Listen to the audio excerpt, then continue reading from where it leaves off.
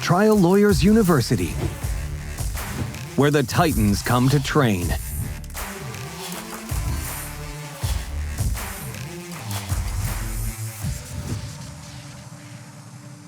Produced and powered by LawPods. All right, so today we got Alex Ivanov joining us from Dallas, Texas, Minsk, Belarus. Did I get that right? You got that right, Dan. It's good All to see right. you. All right, Alex. Well, you are what I consider to be a living the American dream because, you have a different perspective on this whole justice system and this everything that we do here and even what's going on with, our country today because you lived it you lived in a dictatorship. So it's easy to see it happening, but hopefully freedom in America won't slip away to the ultra right wing Trump administration. So yesterday was a sad day for Charlie Kirk's funeral, but even sadder that when Donald Trump said, unlike Charlie's wife who forgives, the person that killed her husband, he went on to say how much he hates his enemies and he wants the worst for them. And everybody's his enemy. I guess that would be probably me included. So it's a little worrisome, but hopefully we'll get it all straightened out one day with a little solid, little communication, little people waking up. But we'll see about that. Hey, So I'm sure that includes me as well. yes, because anybody with a free thought or an idea or that's not an ultra right winger is definitely on the enemy list, I'm sure. Look, I'm not going to comment on that. It might offend some people. Yes. But we've had plenty of scary days recently. Yes. And they're very scary for me because I'm seeing something that I saw before. Yes. We haven't really seen it here before, but it's pretty obvious. I don't know how anybody can't see it. It's like straight out of a dictator's playbook, crush the education, crush the freedom of press, use the FCC to revoke licenses. It's just, just doing business as a Republican these days. How they the ones that aren't insane, can even keep a straight face about this stuff is insane. But we must move. We must continue to persist and be aware and, I don't know, speak up. But when in Belarus, because you got a little bit of an authoritarian fellow over there who's in collaboration with our friend Vladimir. And so tell us about, I'm just curious, what was it like growing up in Belarus? I hesitated for a moment, and I spent 20 years here. I turned 21 actually at the JFK airport when we got to America. And it perhaps wasn't quite as bad, or maybe I just did not realize how bad it was, because that's all I knew.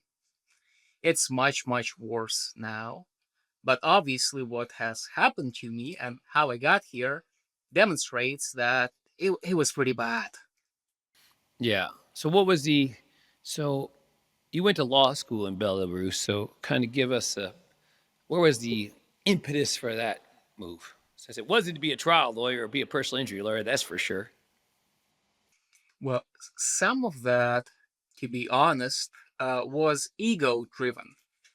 I wanted to go to the best and most prestigious school, and it's called Belarusian State University. And I wanted to be a diplomat, to do international diplomacy.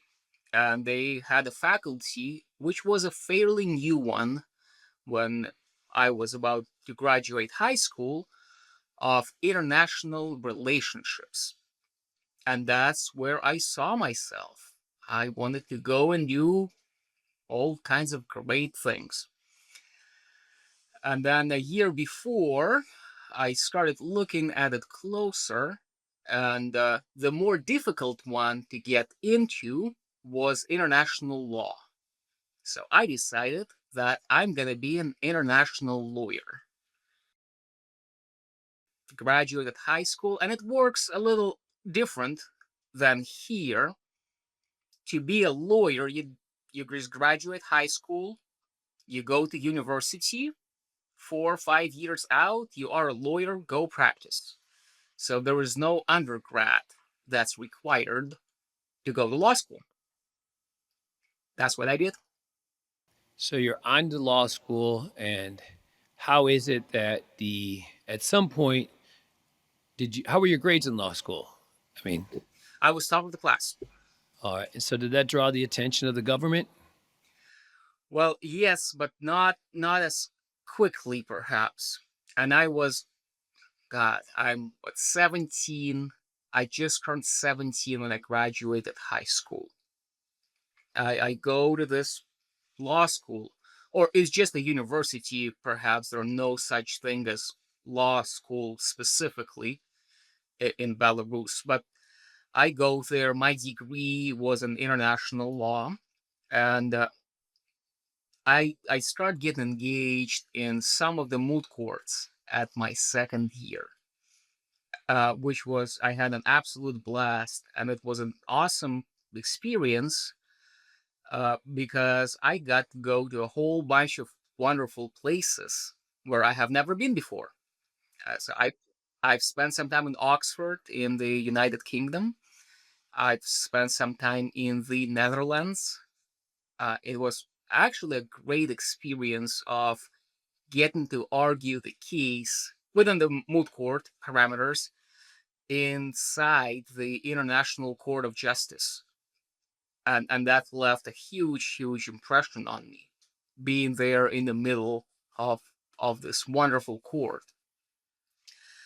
So and then there were a few more of maybe some more regional ones at the year 4, and that was a 5-year program that I was enrolled into. At year 4, I started being approached by some interesting people. I did not know that, or perhaps I was young and or ignorant, that this particular school was the school where KGB is looking for new employees. And that was just part of their recruitment process, I guess. So I started being approached by those people. Some of them wore uniform, some of them did not. But there were a couple of discussions along the lines of, hey, how would you like to come join us? And at first, that was just, well, let's meet for coffee. Fast forward to the end of my 4th year, that offer was a little more solid in the sense of how would you like to come, quote, help us with business. That was my offer. And well, that wasn't exactly where I saw myself. And what makes it so funny is my specialty was in human rights law, right? In the middle of an dictatorship. Yeah. Because It just seemed kind of like paradoxical. You live in a dictatorship, yet you're arguing and you have a specialty in human rights. It's kind of like today. It's like we're almost living in a dictatorship. We're real close. I mean, it feels like one with the stuff that's going on, but we're not there yet. Hopefully, we can stop it. We'll see. I, I I can attest we're not there. Yes. But all those scary things that happen now, we're still nowhere close. And I think there is not a chance that we're going to get there. So that gives me some comfort. Okay, You because don't I you don't lived think we'll through a get dictatorship. so we're gonna be able to get over this? You feel America will survive this glitch of insanity called MAGA Trump? I think we will. I hope we will, and I trust we will. Well, that's some bright news from the former Eastern Blocker. Thank God. So, so the KGB gets a little more serious with their offers to you, and not really an offer, but their requirement that you join them. And so, how do you tell the KGB no? Well, and that perhaps was a mistake because that's exactly what I told them. I told them no. And I said, look, that's not where I see myself. And that was a wrong answer then. That was not the answer they were hoping for or looking for. And from there, things started happening quickly. In the next couple of days, I had 3 criminal cases that were not only opened against me, they all were signed by me, or I pled guilty to them. It was fraud, money laundering, and I think tax evasion. Uh, I was involved in a little business, which was a restaurant. Uh, in the morning, I showed up and it was gone. And by gone, I mean tables were gone. The accounting office that one was required to have was gone. Like every piece of paper just disappeared.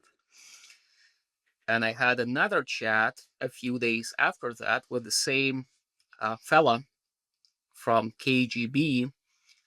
And the question was, well, whether I changed my mind. And I was told that, look, you probably do not need to think about leaving this country because you can't. I was on the list of people who cannot leave. And that's exactly what we did with my wife. She's my wife now. Her name is Kate. And she is the purpose of my life. My life. She really is. I met her when she was 16. I was 17. So we've been together for a few years, but never lived together, boyfriend or girlfriend. And we used to travel. That was kind of a passion of ours.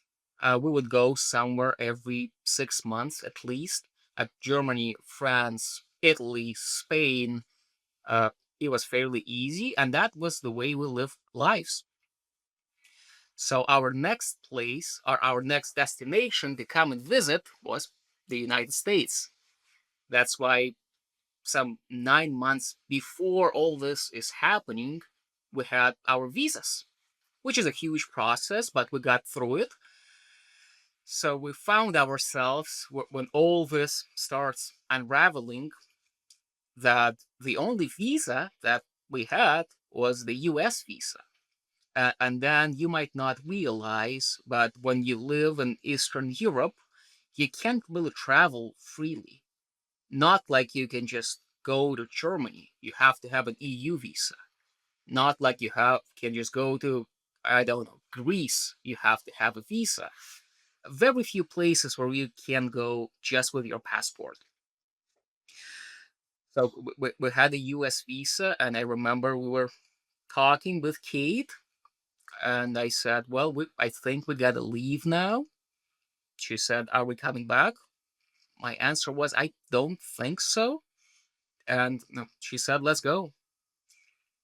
So we get on the bus, and Russia and Belarus, there is a border, but it's kind of like US Mexico when you leave the US, to where they might check your passport, they might not, they might ask for the ID, they might not.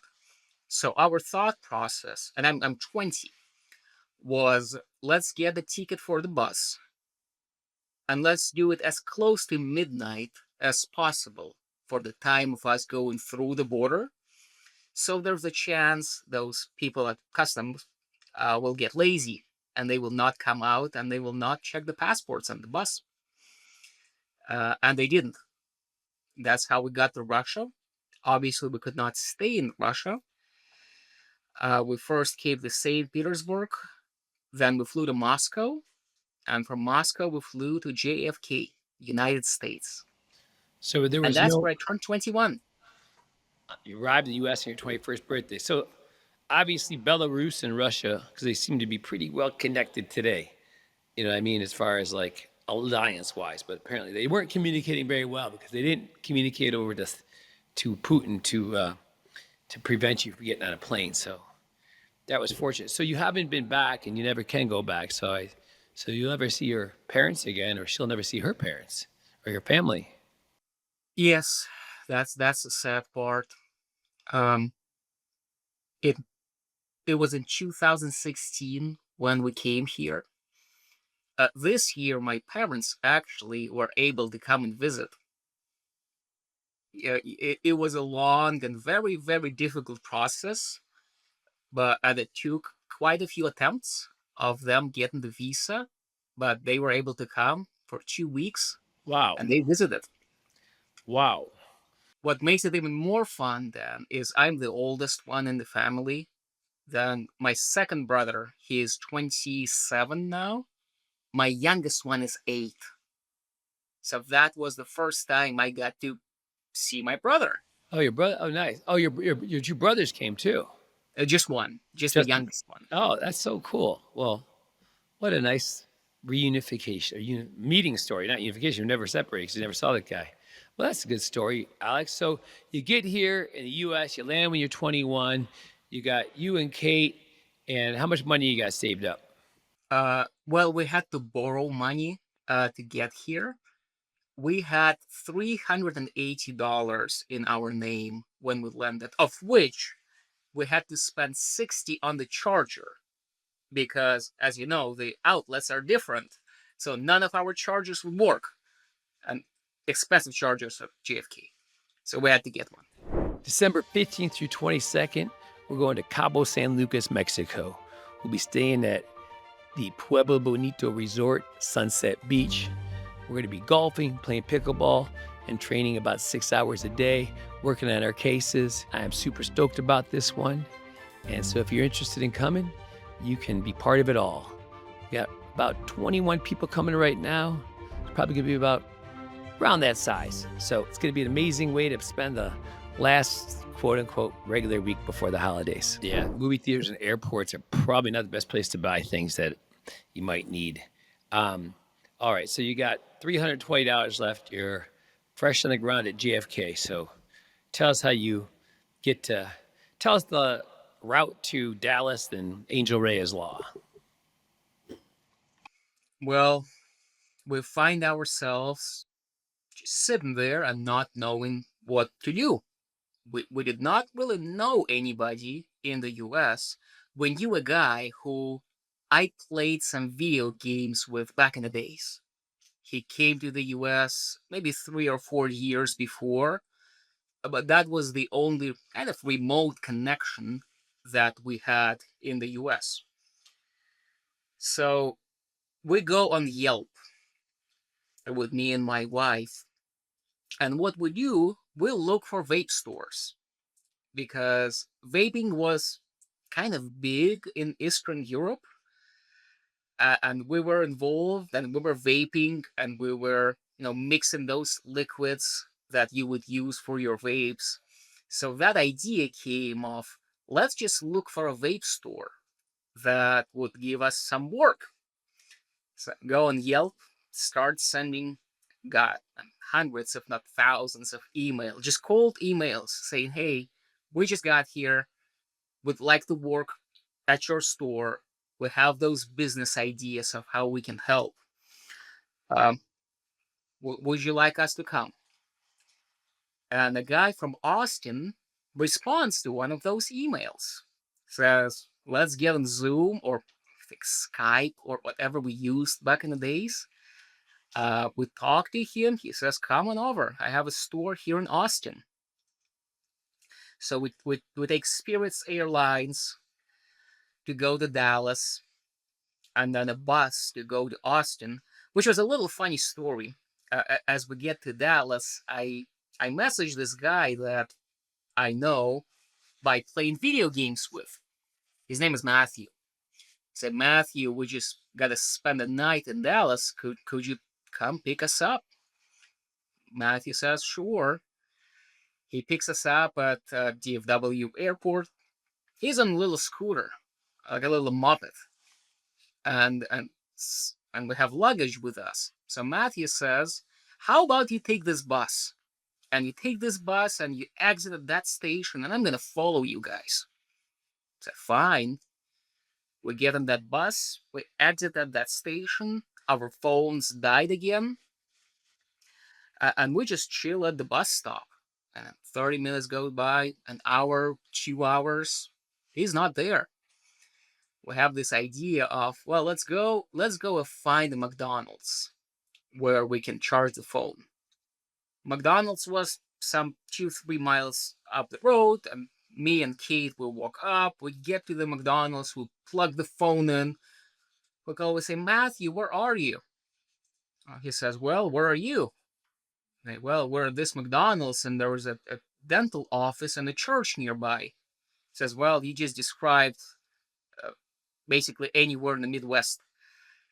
But we get him the address. He says, I'm coming, but don't worry. You just don't freak out when I get there.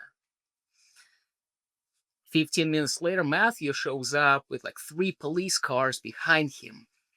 What ended up happening, Matthew was following the bus, but he couldn't go as quick as bus can go. So he lost us. He had this idea of, well, the bus must have a camera, right? Let me pull up a police officer so they can help me retrieve that video footage from the bus. And that's how he got a police officer that was very skeptical that somebody came here and they really got a look at the bus footage.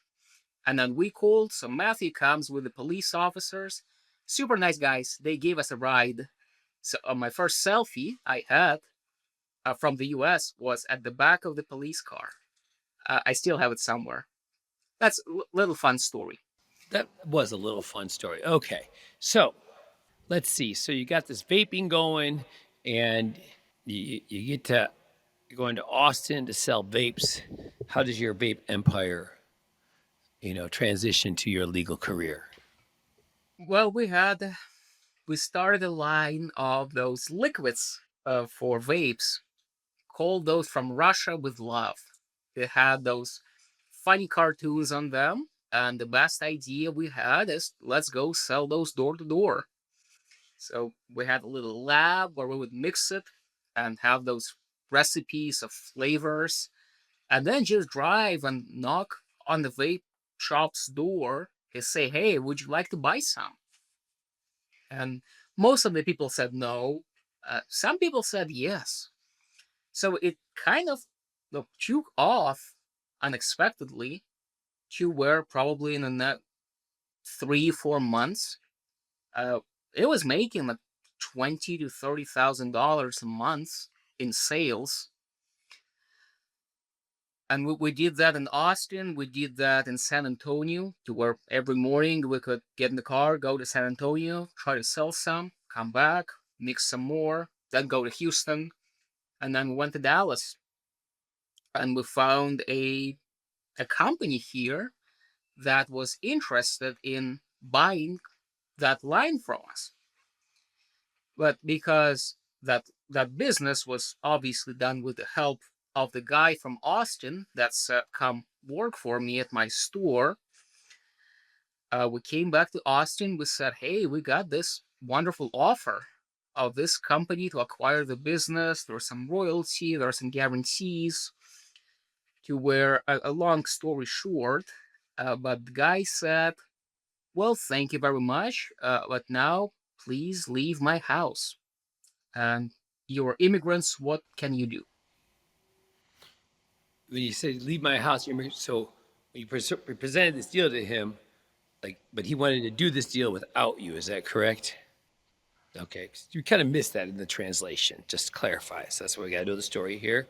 And so then you leave his house, and so now so where do you? So you go to Dallas from there after you leave his house, or what do you do after you get kicked out?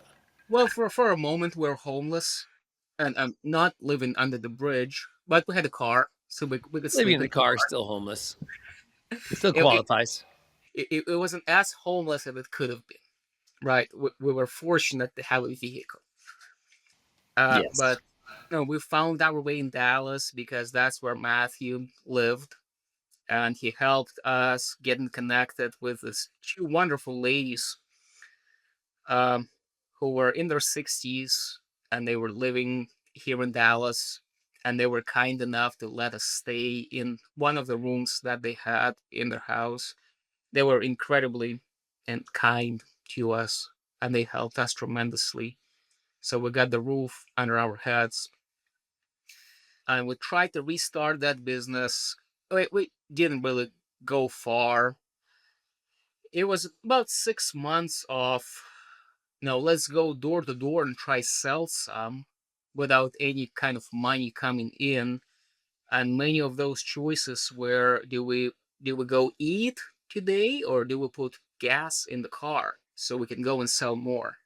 And we'll put some gas and go sell more and maybe sell a few. And this is how we have enough money to put some more gas in the car. Uh, well, fairly tough couple months of our life. And then my wife found a job. She has a PhD in arts history, but by trade she is a photographer. She now has a production and she shoots ads for bigger fortune companies. Incredibly talented, and it's unbelievable what she does. But she found that job at Walmart to take pictures. It was a little pop up, almost tent, where families would come and we would dress them up, and she would take pictures of them, and then I would come and sell those pictures after her. Uh, and we stayed at that job for, probably a year and a half. Traveled all over the U.S., anywhere from California to Maine. And the whole idea behind that job was, look, we just had to save some money. We need to go back to law school. Not being a citizen then comes with some drawbacks. One of those, you don't qualify for any kind of student loans. So the only way for me to go back to law school was to just have cash and pay that up front. That was another job, but all in, it took us about probably 3 years to save enough money. And then she said, well, go study and I'll keep working. I got to Texas A&M. And so, what year do you get to? What year do you start Texas A&M? It was in 2019. 2019. So, by the time COVID starts, have you got your LLM? I got my LLM. I took one of those weird bar exams that was in a hotel. It was a cluster. But I was the only international lawyer to take that exam from Texas A&M, the only one to pass. So they enjoyed 100% pass rate that year. Passed the exam, but it took an awful long time for me to get the license. Texas bar wasn't quite sure what to do with me. And they needed some things from IRS. IRS was shut down because it's COVID. And it was a lot of back and forth. So I only got licensed in like mid 2021. It took them some time.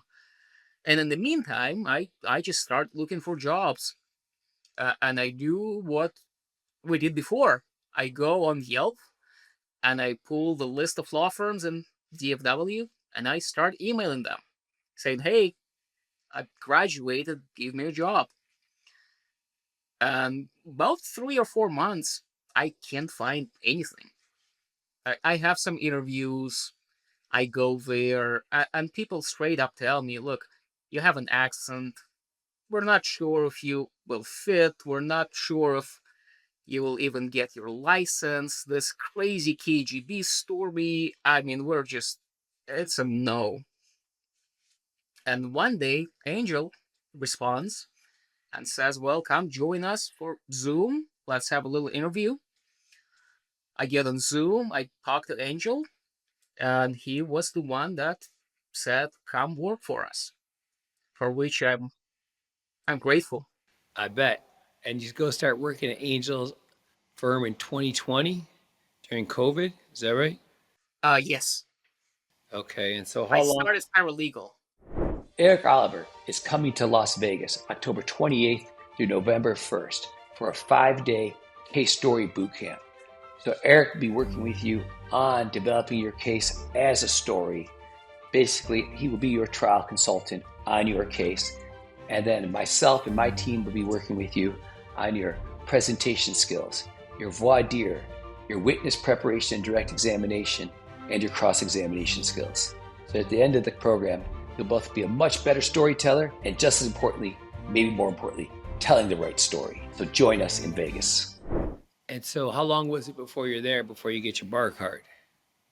Probably like 6 months, or maybe a little less.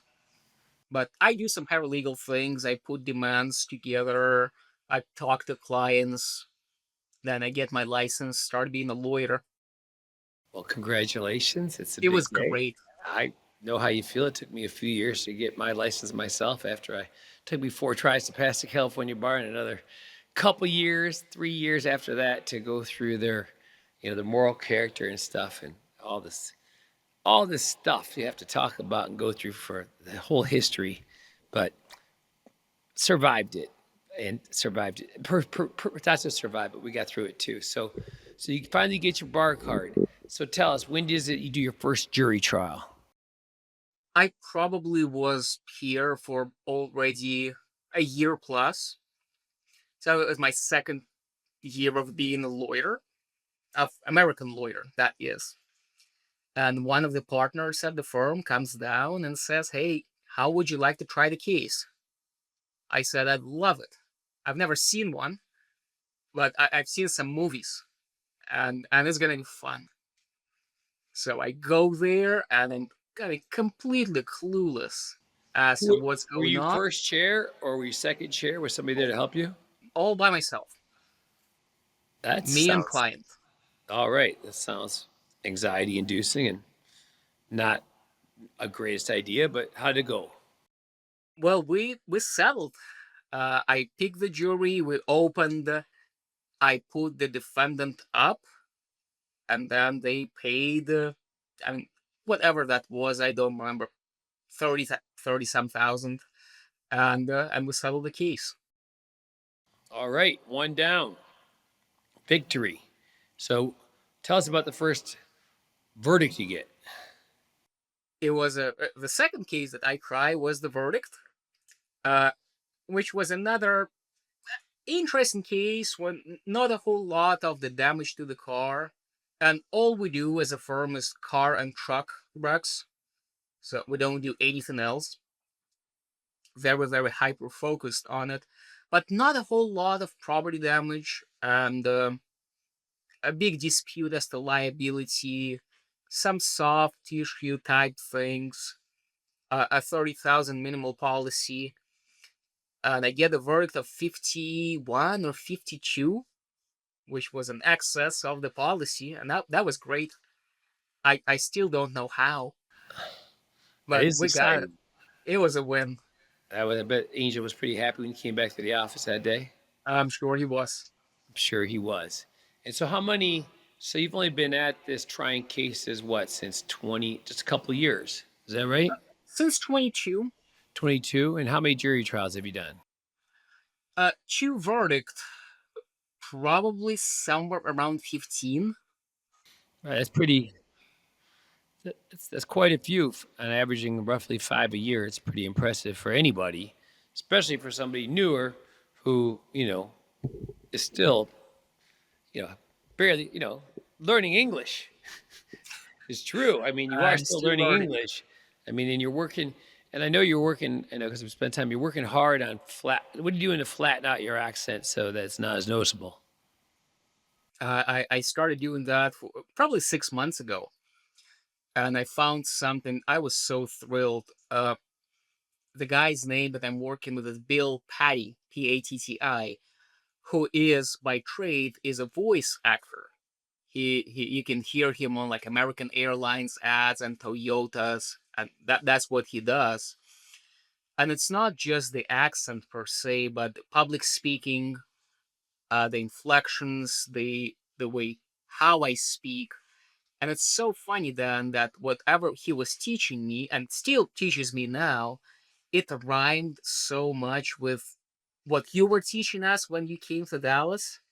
It was almost weird, but So, we'll talk about that in a second. yeah, that's because I think it's because, I know, I work with quite a few people from foreign countries that have accents, and, I think it's so important that they tell all their friends and colleagues, hey, if I ever mispronounce something, please correct me.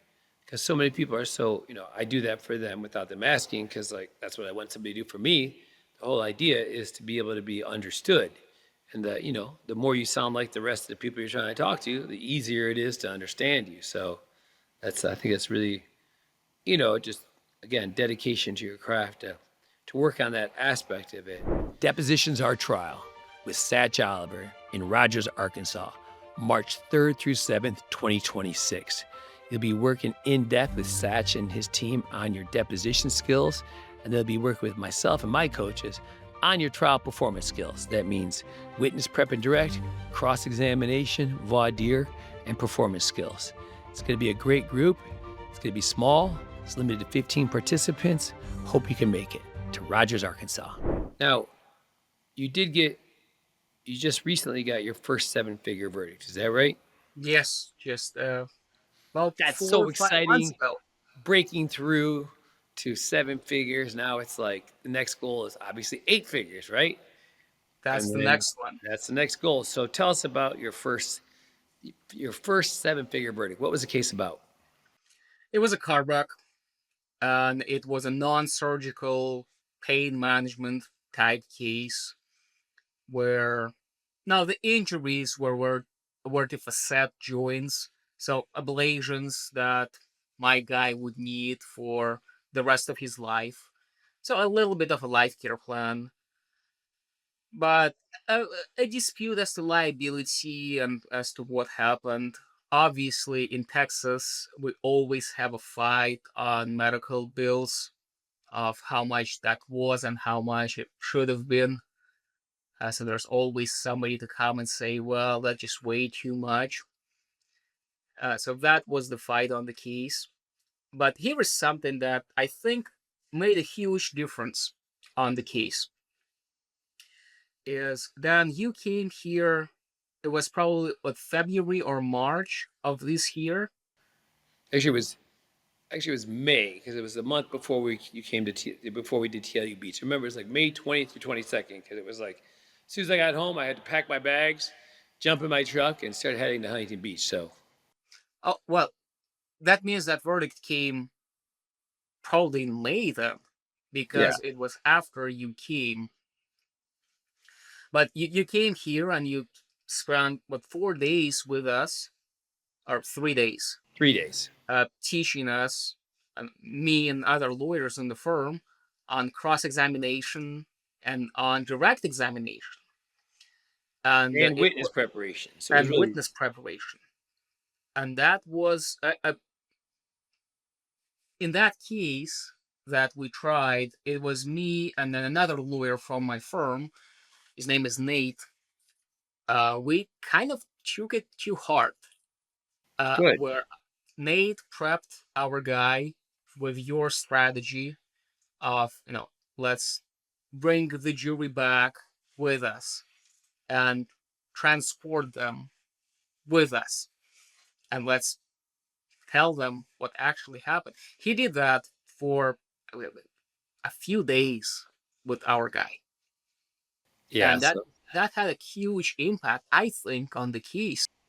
well, I think I've been working at this thing called training trial lawyers now for about a little over a dozen years, and I used to do the witness preparation stuff quite a bit. I mean, I kind of did it professionally. I travel around and work with people and work with their witnesses. So I think I got it pretty dialed in. And, as much stuff as I've done, so many people tell me on a regular basis, oh, Dan, I like your cross-examination stuff and the performance skills and TLU On Demand.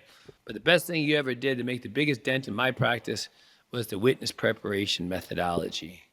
And so, because I kind of got tired of it of doing it because it's very like emotionally draining to like have to suffer through people's stories of tragedy and loss over and over. Because to do it right, you kind of have to allow yourself to feel and experience these losses with these people, and suffer with them, and it's not really fun. I mean, I gravitate towards happiness, not towards suffering and pain. So that was it was good practice. I mean, you really get to understand the people. And tell people, when especially folks like you that have like bigger firms, that the most important thing you teach a young lawyer is how to properly prepare a witness for deposition.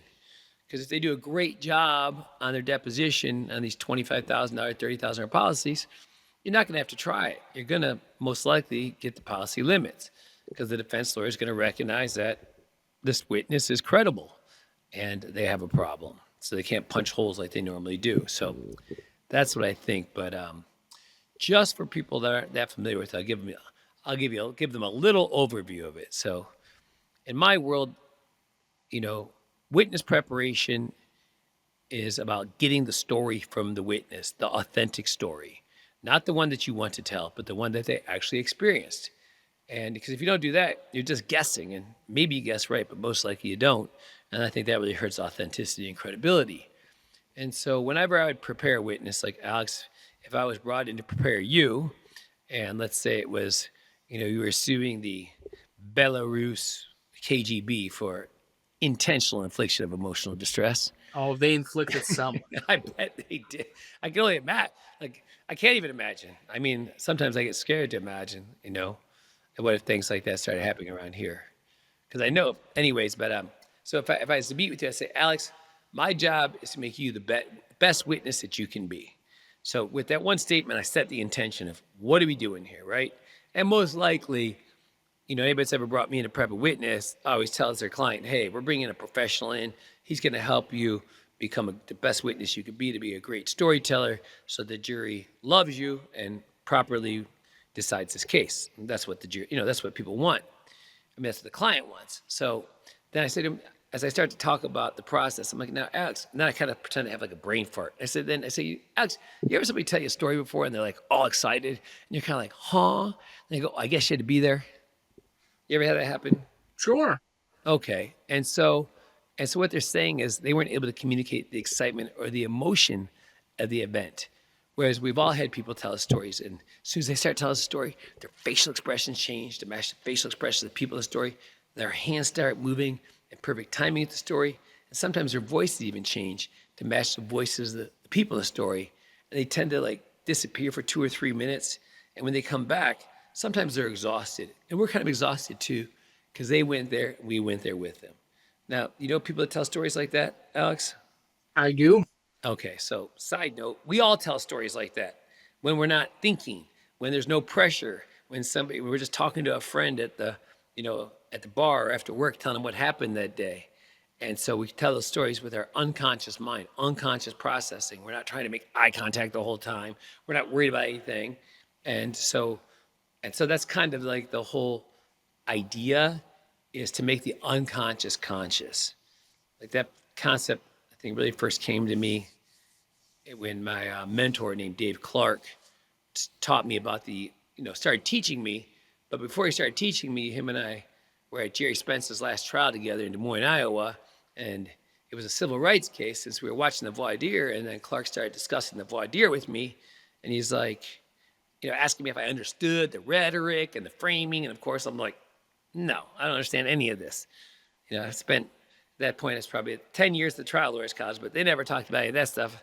The only thing I knew about there was psychodrama and crying and hugging. And so I'm like, no. And then he's like, show me one of your criminal voir dires, because I don't really do much criminal work because there's no money in it. I'm like, you don't have to tell me that. I live that life. And so I show him my presumption of innocence voir dire, and he's like, does that shit work for you? I'm like, yeah, I've only lost 2 out of 100 trials. He's like, you have any idea why it works? I'm like, no. He's like, when you can make the unconscious conscious, you're going to be fucking dangerous. In the civil world, we call that rich. And of course, he's manipulating me at the time, unbeknownst to me, because I am a lower middle class income criminal defense lawyer. And, and I'm 45 years old, and I'm like, damn, I'd like to be rich because I see all my friends making, many times the money I make, and I think they're not as good as lawyers as me. So obviously it's at least a little frustration. And then, I decided to become a civil lawyer, and I sit with Joe Freed at the Win in 2012, telling him how I want to be a civil lawyer. And he's like, well, Dan, if you want to be a civil lawyer, you got to teach civil lawyers something that they don't know. You got to be able to speak at their conferences. That way you can get brought in on cases and start to learn about how to try these civil cases. So I thought about it. I thought, always been really good at prepping witnesses. And so, when I showed Joe Fried my witness preparation methodology, he goes, that looks like psychodrama in a chair. And of course, that got me riled up because at that point I had separated myself from the trial lawyers college. Hadn't quite been sued by him yet, but, because I realized that all the stuff that they taught there, I felt it was all nonsense because I finally learned from Clark what Spence really did to win. And then, they talk about betrayal at the trial lawyers college and Spence method. And let me just tell you, when you learn what somebody really did compared to the horse shit they've taught you for 12 years, and you're like, oh, this is what they did to win? This is so logical and simple. Well, needless to say, I was enlightened then. And so, but they're really great, to really prep witnesses, you have to be able to get them to relax, and you have to get them to transport back in time to relive the event. And so I always tell them, it's like, I was asking, have you seen that movie Star Trek or that show? And most people have. I see, that guy Scott, he pushes a button, and the person disappears in one place, and they reappear in another place in time, and they transport. And the person says, yeah. I said, well, that's what we're going to teach you how to do. We're going to teach you how to transport yourself back in space and time so that you can re-experience the story, and that way, I can really understand, and so can the jury. Now, of course, most clients that have been traumatically injured, they're like, hell no, I'm not going back, and sometimes they even get mad. Like, you know what?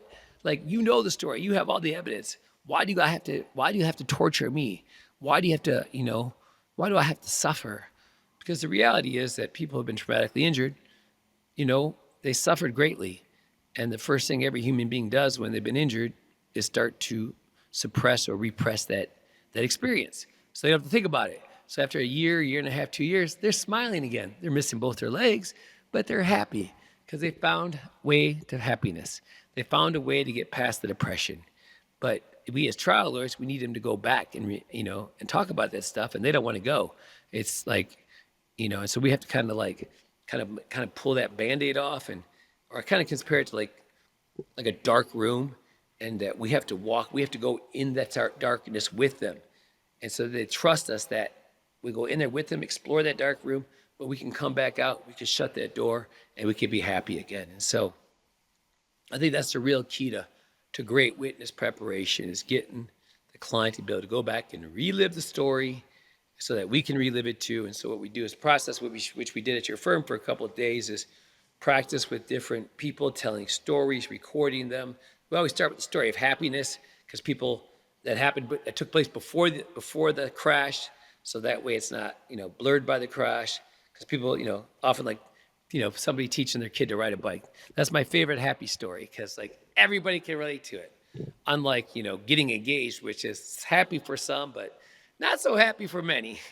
And so we want the universal story of happiness. So that's kind of like the witness preparation, but it's go into detail. And then the secret and the corollary of that is direct examination. So now that we got this long flowing narrative of the story, and we got to get the full story, because then through direct examination, we help the client to tell the story, in small chunks, because sometimes they just go into these like flowing narratives where I have to explain to them, like facts of a case are sort of like me and pizza. Like I love pizza, but if I shove a whole slice in my mouth at once, I'm gonna choke on it. The jury needs the information, but we got to feed it to them in bite-sized pieces so they can chew it up, digest it, absorb it, and remember it. And so, it's kind of like the process of it, breaking it into questions and answers. And I, give them a 4-step methodology for direct examination. So after we go through the whole witness prep process, then I say, now, Alex, we got to transition this into a direct examination. And so there's only 4 rules for a direct examination. And if you follow these 4 rules, you will be impenetrable to cross. And of course, everybody's like, yes, I want to be impenetrable to cross examination, right? And so first rule is make sure you understand the question. If you don't, ask for clarification. Then ask yourself, what image must I access in order to answer the question? Then, while accessing the image, answer the question. When you're done, close the image up, come back to me, and I'll know you're ready for the next question. And so that's basic. And so then we practice. And, and lawyers really, really, really, really, really need to practice the direct examination to make it interesting, to make it exciting, to make it like so the witness can transport. Because if you can't transport the witness and you can't transport yourself, you can never transport the jury, so they can never really understand it, how it works. So so your co-counselor, you said his name was Nate? What is your Nate. So Nate prepped your witnesses. Did he do the direct examination of the witness, or did you? Yes, he did the direct of him, and that was the only witness he did. That was his first trial, so that was his task for the trial, is prep him and do the direct. It was great. And then it sounded to me, when you just came here, or when I first heard you talk about this, is a little bit like voodoo magic, right? But not like you need to hear that from me, but I'll still tell you that shit works. Thank you. It does work because it's the truth. I mean, if you could find a way to the truth that that your traumatized client can find a way to express the truth, well, the truth resonates with people and they know it's the truth. And so so tell us, this trial, you got so it's a car crash case, it's a pain case, non-surgical. So when you get to closing argument, how do you think about, okay, how am I going to ask for this money?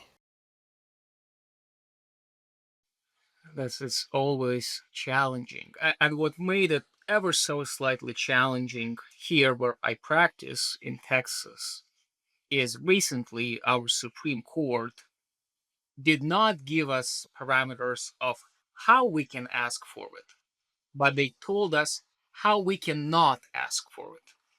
So we no longer can use, that Rothko picture or this Van Gogh. We cannot use the price of the jet. We cannot relate the damages in this case to something that's unrelated to the case. So it has to come from the evidence of this case. So what I use now is a range, and that range is based on per diem. If that that Nick Rowley's story of the man that knocks on the door and he has a suitcase full of money, and The he man, said, the man, the black suitcase story. "Yes." Knock, So that knock, knock. would you like to trade your health for this money? And hell no, get out of here. Well, that's the story. And we just say, hey, look, if we take this paid and we give the guy minimal wage for it, is that fair? And you just do extrapolate from there, minimal wage multiplied by 16, multiplied by how many days there were. And let's do it at the high end. Let's do it at 15 or $20. Well, that's our range. And he would never do it for $7. He wouldn't even do it for $15. But that's what I propose. The range is, and you decide. And so So so what was the offer before trial? it was, I think they wanted to pay 90, or maybe they would have paid 100. And what was the policy? It was 250 policy, personal policy. All right. And so what was the final verdict? It was a million and maybe 75,000. So it came to 1.1, kind of all in, with some little interest and some case expenses. That had to be very exciting. I can't It wait. was very exciting. The one that stuck with me more is I was at Huntington Beach, and I get a phone call on Thursday from another lawyer here in the firm saying, hey, we're called as number one on Monday. So I know I'm trying the case on Monday. So I would go through the program, and I work on my openings and closings, and I always record myself. And I play it to me. Now I play it to my to my accent coach as well, so he can nitpick what I'm not saying right. But I've always done that, where I record myself. So I do that ad nauseum at Huntington Beach, fly back on Sunday, prep the client. We try the case on Monday. Another car crash, and pain management, non-surgical, but no futures. Like she had some pain, she had some injections, but she's okay now. And the crash happened 2 years ago. I'm sorry. Uh, the reason why that really hit close is because she was scared shitless of coming to the court. This woman, my client, does not speak English. She is not the most documented person in this country, put it this way. And in Texas, there's ICE that would come places and take people, and she was so scared of coming there, and she would have taken anything. She would have paid money not to go there. And it took some time to make her trust me and go down and actually try the case to the jury. It was a righteous case. And she went through a lot of things. She had some of her teeth fractured, and she had to do some dental work. Is it the biggest case? No, it wasn't. And the offer was maybe like 85. Her medical bills were maybe 100. On the 250 policy personal line, we tried the case. It came in at 500 and some change as a jury verdict. And it was such a great feeling of, that person who was so scared. And we went there and we got her the money that she deserves. And maybe because I'm an immigrant myself, and because I was so scared of coming into those places and to hold somebody's hand and say, well, there is nothing to worry. We're here in a free country and you're going to be okay. Just trust me. It hits different. That's So, well. I mean, I hear stories today of like, defense lawyers calling or people, they started calling ICE, and then it's like they just take away the plaintiff, and now it's just horrible what these people are doing these days. But that is that, and you managed to get ready for that while attending the greatest trial lawyers event to date in history, TLU Beach 2025. That was June 4th through 7th. What were your favorite things? That was your first TLU event. You and Angel came from your law firm. So what was your favorite part of that event? look, I was shocked, to be frank, with the logistics of the event itself, and lectures and then tracks, and then just how well it's put together, and how there are lots of details, but they're very thoughtful. And it just do what you feel like doing. Here's Joe Freed, and at the same time, here's Nick Rowley teaching something. At the same time, there was somebody else. The selection is phenomenal, and it's great that all of that is recorded, and now Yes. it's in TLU On Demand.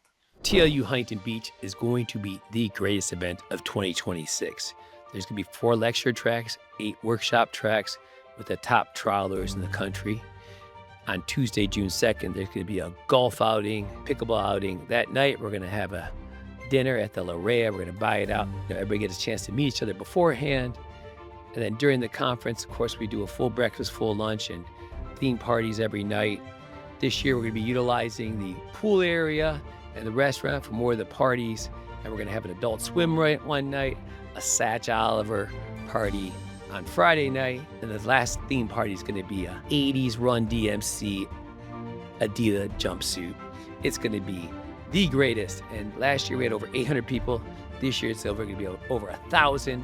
So if you want to be part of it all and you want to stay at the Paseo Hotel, don't delay, because it sells out fast and then you're going to be in the overflow. Can't wait to see you there. TLU Beach. Yes, because I go to most conferences. I go to a lot of conferences. And most conferences are one track. And, I sit and look around and I see half, if not more, of the people on their laptops surfing the net, answering emails, doing anything except listening to the speaker, because they didn't really choose that topic. That topic was chosen for them. And that is why, at TLU, there's 4 lecture tracks and 8 workshop tracks, because everybody needs something different. And, a lot of people have stuff to share. And so that way, if I can get those people matched up, the people with the knowledge and the people who need it, especially like in smaller groups, because I'm the youngest of 8 kids, so I need a lot of attention in every facet of my life, including learning. And so I do much better in small groups where there's a little more individualized attention. And also on top of that, too, with the workshops, I don't know, did you do any workshops? No, I did not. That's always the mistake that people make the first time they come because they're not familiar with it. How does it work?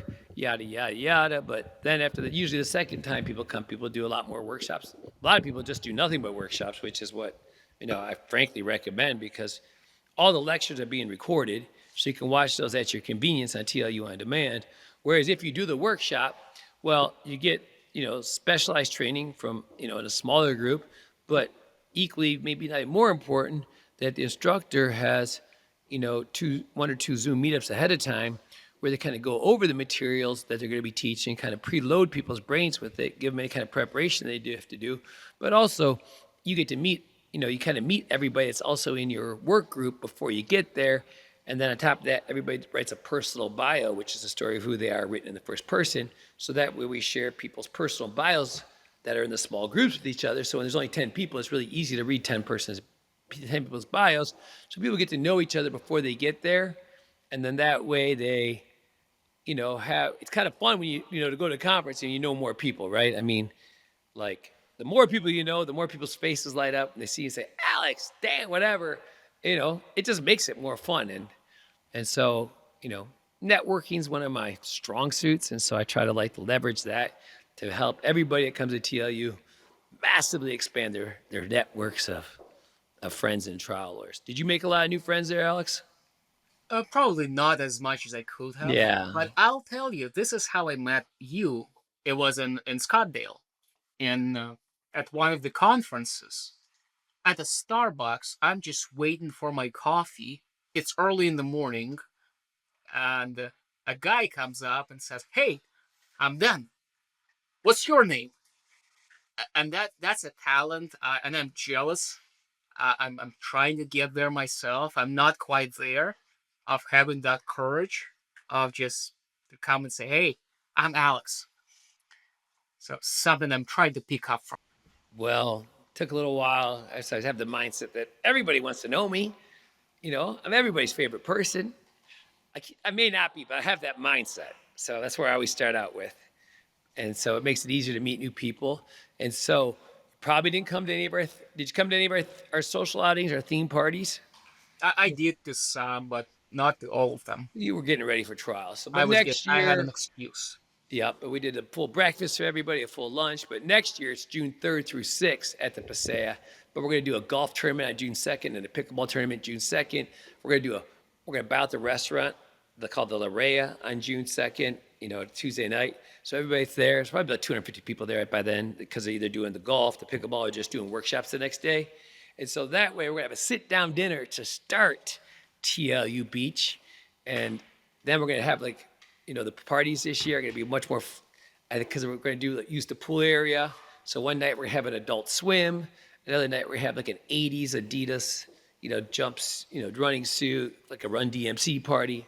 And on Friday night, we're going to have the Satch Oliver party because he's a cowboy, but he has a ranch. And so he's going to bring, I just talked to him the other day, so he's going to bring these great steaks, like the best meat ever. You talk about farm raised, grass fed, this is it. So he's going to bring enough for all the guests, and we're going to have a barbecue on Friday night. So I got lots to do stuff. That's just obviously the social part of it, but the lineup is going to be bigger and better than ever because Brian Panish is coming back, and he's actually starting trial next week, so we're working on that. So he's pretty fired up about that, and we're going to have, the boot camp beforehand, like the 5 days before the conference, like we did last year, the Dark Arts boot camp, with Dave Clark, who's my mentor. Because then it's so great because then they do 5 days of boot camp, and then they do, 4 days of conferencing. So they have this great 9-day learning experience. It's sort of like it's like my more, like people do that, they're more serious about it. And so I'm pretty, it's going to be fantastic, Alex. So plan accordingly, block your calendar off, and so you'll be there this year. I was hoping for a Soviet Union party, but it still sounds okay. Yeah, it'll be good. It'll be good. So TLU On Demand, though, because that's kind of how we really started getting connected. Because you signed up for TLU On Demand, I called you up, and because I remembered you, and of course I'm like, wow, they got a lot of lawyers there. I bet they could all use TLU On Demand. So hopefully, if Alex has a great experience with it, the other folks will get it there. So, but you've really utilized TLU On Demand more so than most people. So tell us, how do you go about utilizing TLU On Demand to really maximize the value for you? Well, first of all, for me, is I watch it daily, and it's almost religiously at the point where my wife starts guessing some of her life choices, but it's on the background. Right, I'd be in the car, uh, on the way to work, listening to something. I'll be coming back from work, listening to something. Fixing my garden, I'm listening to something. So I just love it. But when it came to the firm, and we have quite a few lawyers now. I think we just got over 600 employees total in the firm, and we onboard many people, many lawyers. So, and that's how I use TLU On Demand. There is now a little bit of a 2 weeks training that all these lawyers go through, which starts with maybe some of the basics. Well, here's Joe Fried, one-on-one in trucking. And that's a TLU from Las Vegas of 2024. And they got to listen to 3 hours of Joe and then write a little report of here is what I've learned. And then for each day, they have 2 or 3 or 4 videos from TLU, and I just combine them by the topic. Well, here's your trucking, here is your 30B6, here is your direct examination, here is your cross of the experts. And I think I just had 6 or 7 people go through it since we started. It's very recent. And people love it. I like it as well. I get those reports, they're tremendous. That is, well, I just checked the stats, and the one of Joe Fried's, it's actually his presentation from Huntington Beach, is the most viewed video. And you are the third most prolific watcher, because Orlando de Castroverde is #1. He's a local guy here in Vegas, a buddy of mine that I work with a bit on his trials. And he recently got a nice, like $1.7 million verdict on a non-surgical pain case. Used the flip chart for the first time. Do you use the flip chart in your trial? Yes, I did. Yes, because like I always tell Alex, and then Josh Jones was second, but you were third. You were only 4 views behind them. You were at 81, they were 85. I know it's you know, because Alex said to me, I've got to be the #1 watcher. Nope, you're close though. But just like it's amazing how much you could continue to learn, isn't it? Like to me, it's like so because like you really need 3 things to get big verdicts, because that's what the whole game is about, right? Big verdicts. The obvious one is you need a great case. That means good liability, good damages, big fat insurance policy, and a credible plaintiff. Secondarily, you need great trial strategy. You got to know what visuals to use. You got to know how to sequence an opening statement. You got to know what questions to ask on cross-examination, how to frame them, what questions to ask on voir dire, what topics to cover, how to frame every topic, and what experts to hire, what sequence to call witnesses in. Like the strategy decisions that are almost, they feel endless. I mean, almost overwhelming how many choices are involved in a trial. And that's all the stuff you can think about and control. But then there's the third part of it all, which is the skill of the trial lawyer, the connection, the trial lawyer's ability to connect with that jury. And so many people think that you either got it or you don't. And for the people that get the big verdicts who believe they got it, well, that allows them to say, hey, I'm special and you're not, because I got it and you don't. But the reality is, it's like, I think this guy's name was Bill Smith. He was at the last boot camp, and we do the top 3 things we learned today. And so his was, you know what I realized? I'm like, what's that? He's like, all of these skills, all of this stuff that we're talking about here, it can all be learned. Nobody's born with any of this. Everybody learned it, and I can learn it too.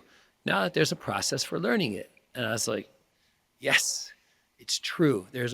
You can learn to do this. You can learn to be great. And, I think it's maybe like, some people are not so happy about that revelation because if you can say, hey, they're special, I'm not, then you have an excuse for mediocrity. Whereas now, if someone doesn't wants to be, says, oh, I want to be a great lawyer. Well, if they don't become a great trial lawyer, well, there's only one reason, and that is because they chose not to do the work. That's it. I mean, it's like the work, now that we know what work there is to do, because before it seemed like you never knew what work to do because nobody knew what it took to become a great trial lawyer. Because I'd always ask these great trial lawyers like Panish, Rowley, Mitnick, what do you think you need it takes to become a great trial lawyer? And they would all give different answers. So it was as though there was no roadmap to follow. But fortunately, I had a chance to sit on my ass during this wonderful time in our life called COVID, when all the greatest trial lawyers were stuck at home in need of attention. And, through Zoom and Trial Lawyers University, they got much better known. They got to have some of them national reputations and really build their business. But I got them to mentor me and, and by extension, mentor thousands and thousands of lawyers and trial lawyers and people who want to get better at their craft. So that is how it happened, and these are the skills that can all be learned. And because you got TLU On Demand, we have boot camps, which you're still. I mean, nobody has applied more of the skills that we developed here without doing a boot camp. Now, Alex says, "Well, you came to my office. We did that program for 3 Yeah, we did do that for a few days, and hopefully, you got a lot better at some of the skills than you did. And nothing makes me happier than when I hear somebody use some of the stuff that we teach, and they go and get a verdict that I know brought the firm multiple times of the investment they made into TLU and me. Because, at the end of the day, it is a business, and we can't just do things because they're fun or because they're rewarding if they don't make money, right? And so, Alex, on top of TLU, On Demand and the workshop that we did and your language classes that you take, what else are you doing to continue to work on your craft? Because, just for the thing, I think there's not too many people that I have come in contact with that work harder. And, and your hard work has results too. It's people say, oh, I work so hard. They're not trying cases, they're not getting any versions, they're not getting any results. I'm like, okay, well, you got to work on something different because this hard work ain't getting it done. So, but what are you doing on top of that to keep getting better? Well, the big one is books and just reading. To give you an example, on Friday, I took a depot of a VP of safety for FedEx. It was a long depot, but I just read a book by Satch where he talks about his way of taking depots, and I was very intentional about, oh, let me try to follow this advice now for this depot. It was unbelievable. It took, triple the time I thought it would to get ready for it, but it was very intentional and it was great.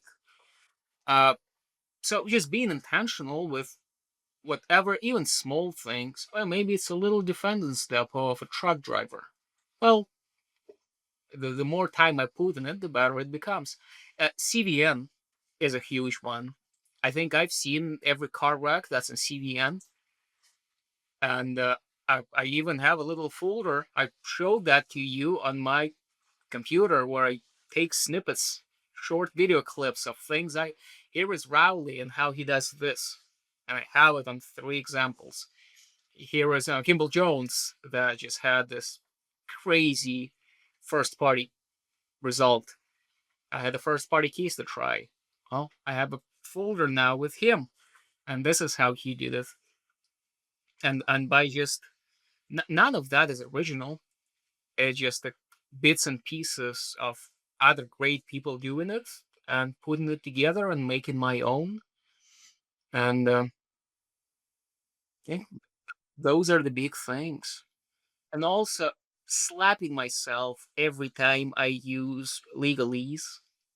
I can't pronounce those words, so that helps. So that's why I avoid them. But I never want to sound like a lawyer. I think it hurts a lot.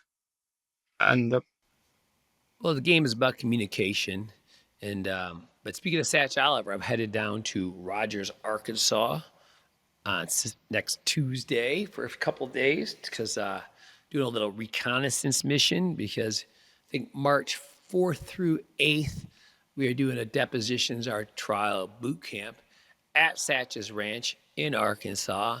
So we got to go down there and kind of work on our program, putting it together. I'm pretty stoked about that. Because we did that, I think, last February, March here, and so it went real well. People were stoked about it, but that was, now we're gonna do it again, and obviously second time around, it's gonna be better than the first time because we learned from that. And teaching this depositions methodology is, something that, wasn't originally, it's not normally part of my actual skills teaching because, the boot camps cover witness prep and direct examination, basically a day on that. Because they're 5 days, a day on cross-examination, a day on performance skills, a day on voir dire, and a day to a day and a half like working your own case. Obviously, that's all done with about 6 weeks of Zoom preps ahead of time so that everybody's ready and everybody knows their materials, right? It's very important. Very important that everybody's ready, everybody knows their materials. Lake Tahoe, February 8th through 15th. It'll be our 5th year in a row at the same location. We got it dialed in. We rent out the 7-bedroom house on the lake. We train for 3 hours in the morning, 3 hours in the evening, and ski all day. It's great fun, great learning. You're gonna work on your trial skills and on your case itself. So join us in Tahoe for the 5th annual TLU Ski Boot Camp. Are you a skier, Alex? I don't think I've done it once in my life. Well, it could be, you know what? Maybe I am, I just don't know. You know what? February 8th through 15th, we're doing our 5th year in a row to Lake Tahoe. We're about the 7-bedroom house on the water. It's like my favorite. I love skiing. And, we train for 3 hours in the morning from 7 to 10, go skiing all day, come back, train at night, order food in. It's usually a group of about 10, 12 people. And, it's great training. It's great camaraderie. It's, working on the cases. And, the great part is, too, is we work spend so much of the time working on cases that it's legit case costs because people's cases get so many times more valuable when they get skills and when they start working on them. So that is something we're really looking forward to. I know you're going to miss that. And then we're doing a boot camp in Cabo, December 15th through 22nd, because I go there every year myself to the Pueblo Bonito. And so this year I'm like, God, it'd be great if so many of my friends came. And so there's the ones that be a little bigger one. There's about 21 people registered right now. Oh, that's a big group.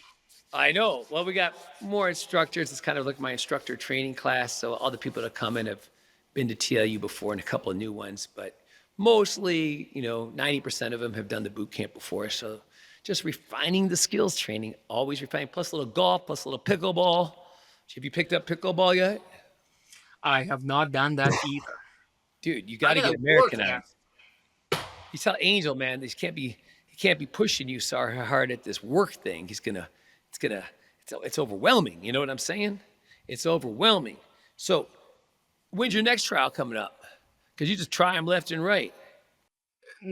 I think I have one that's early October. The nature of the practice is they're set every week, but which ones go, we would know on Thursday the week before. Well, it's good. There's a lot of similarities with your car wreck cases. They all are probably the same thing has happened in all of them. It's a car crash and somebody's hurt. So the gist of it is the same. Generally in the spinal cord area, generally with the disc, usually not a surgery. Oftentimes you can't see any damage to the car. Those kinds of cases, am I guessing? Less and less of those. Thank God. So we're now about, is it higher or is it lower? Have you done any TBIs yet? I've done 3 or 4 that I tried. All right, well, cases. Doesn't sound like they went that great because they didn't get the 7 figures on them. Yeah, so, all were mild TBI, and those are... no, they're definitely challenging. They're challenging. They're definitely challenging. Well, hopefully you're going to get your schedule cleared up and make it to our Eric Oliver case story boot camp here. That's going to be a great one. October 28th through November 1st. I'm really stoked. Right now there's 6 people signed up, and Eric's already started working with them. And I've been already meeting with the people, working on their skills, but I've known Eric for over 20 years because he reminded me that back in like 2000, because he was from Michigan too. He came to my office because I gave him a call and did like a Sunday half-day workshop for me and some of my lawyer friends. I'm like, wow, what a good guy. You know what I mean? To, just give part of his time like that, come out, meet people, get connected on a Sunday. He's a good man. He's a good man. He's awesome. So many good people. Most people in this business are very good people. What are you There say? are four and 5 videos with Eric on TLU On Demand. I know. So that way people are like, I don't know who he is. I'm like, do you watch TLU On Demand or what? I mean, he's got a few books at Trial Guides too, but I'll be honest, I told him the book Facts Can't Speak for Themselves. I'm like, Eric, the book is too dense for me. I'm not too bright but I tell people that story too. They're like, oh God, me too. Thank God. I thought I was the only one that couldn't read the book. I'm like, man, I just don't have that processing power. I don't have that processing power. All right, Alex Ivanov. I think this is, I think we covered all of let me ask you this though. Ask me. What are you most proud of professionally? Because like you've done so many things besides, like, because your story is so different than, than everybody else's story who got to just go to law school and maybe like, we've all had our challenges ups and downs, but I think yours subjectively seem much larger. I mean, whatever we're, I guess, or subjectively, whatever our mountains are, they're big to us, right? But so what would you say you're most proud of thus far in your short career? That probably is not the answer that you thought I would give. But Well, I hear what you said. That's a big part of my professional life is my wife. She is the purpose of it. It never would have happened without her. And but for her, I never would have been here. Wow. So that's the answer. All right. Love rules the day in the Ivanov household. That is you know what? I always like to ask that question because, everybody's different. Some people it's changing a law. Some people it's a verdict. Some people it's, the law firm they built. Everybody's got their thing. I mean, for me, thus far, it's going to be Trial Lawyers University because, it's been I think my life's work, definitely for the last 5 years, but the 50 years that came before that prepared me to do this. And, very blessed to get to sit and, talk to people and meet cool people and fascinating people and learn from them and, what motivates them, what pushes them. And, it's a great thing to do. It's a great spot to be in. You are doing great work then. I appreciate that. It's still interesting. It's still fun. And I'm excited because I'm finally getting my condo finally rebuilt because I got upstairs. But the one next door I'm really excited about because I'm going to have my podcasting booth there. And, because like podcasting in person is, I think it's got a better connection. I mean, this is fine, but I prefer, just like Zoom is fine, but I prefer to be in conference in person, right? I prefer to have that human connection that, spending time with people. That's what I prefer. But I'm pretty stoked because I'm getting ready for starting a boot camp tomorrow morning. Folks are coming in tonight. We're going to have a little party here and watch a little Monday Night Football. Hopefully the Lions will kick the shit out of the Baltimore Ravens, but you never know. That's why they got to play the game, just like why we got to try the case. So I still don't know the rules. I know. But I tried. I know. It's not as much fun if you can't really understand what's going on. But all right, sir. Well, good chatting with you. Tell Angel I said, and what's the date of your guys' event down there? Because you guys got this big Texas Rumble thing going on. We do have a big Texas Rumble thing. It's in April of 2026. I think it's gonna be 9th or 10th through 11th. That's where I'm not sure, but we did one last year, and it was a great conference. On this one, Dan is coming, and Dan is gonna teach. It's gonna make it even better. Oh, way better! Are you kidding me? With me speaking there, it's gonna be way better. I think I'm speaking on like cross-examination performance skills, or one of the two. But I'm pretty stoked though, because I'm going to Wisconsin Association of Justice in like early December for a few days, because I'm doing workshops and lecturing there for 2 hours. And then after that, I'm going to the Northeastern Pennsylvania Association of Justice to, again, there do some lecturing, some workshops there. Then in January, I'm going to Alaska. So I hope a lot of people come to Alaska for 3 days, but we're going to do, a day of lecturing, maybe 2 days, and some workshops up there with the Alaska Association of Justice. And so it's going to be the first kind of TLU/AAJ event. And because they haven't had an event in a couple of years, because apparently Alaska is a little isolated and not that many trial lawyers there, and it's hard to get people to come up there because it's not like going to Hawaii.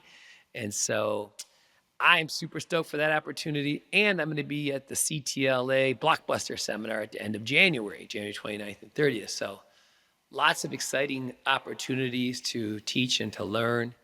And then I'm even going to trial myself in mid-November with a couple of friends of mine in Medford, Oregon, in this horrific civil rights case. Been working on it. Just got a bill from an expert the other day. I was like, all right, $25K. We're just getting started the first 2 weeks. This is welcome to the civil trial. Welcome to being a civil trial lawyer. So it's a little different than being a criminal defense lawyer, where the only thing you got paid for is a police report. So anyways. Dan, get CDM. Alex, how do people get a hold of you? If somebody is in Dallas and they're like, hey, man, I got to meet this Alex Ivanov guy and take him out for lunch or for a cocktail or work on this case with him. My email is alex@reyeslaw.com. That's REYESLAW.com. My personal cell phone is 469-877-3433. Text, call, email. That's how I get a hold of you. All right. Send a pigeon. Dan@triallawyersuniversity.com, 248-808-3130. And if you don't have TLU On Demand, you want to try it out, just shoot me a text or email, and I'll send you a complimentary access code so you can check out all the videos. But we also collect the pleadings, transcripts, and PowerPoints for all these cases, and it's an app for your phone. So you could be learning anytime like Alex does, right? So that's the plan. All right. You have yourself Thank you, Dan. a great one. You take care, Alex. Bye-bye. Thank you. Bye. Ready to train with the Titans and set records with your verdicts? Register for our live conferences and boot camps at triallawyersuniversity.com. Start getting your reps in before the big event by going to TLUOnDemand.com to gain instant access to live lectures, case analysis, and skills training videos from the trial lawyer champions you love and respect, as well as pleadings, transcripts, PowerPoints, and notes for a roadmap to victory. Join the group that continues to get extraordinary results. Trial Lawyers University, produced and powered by LawPods.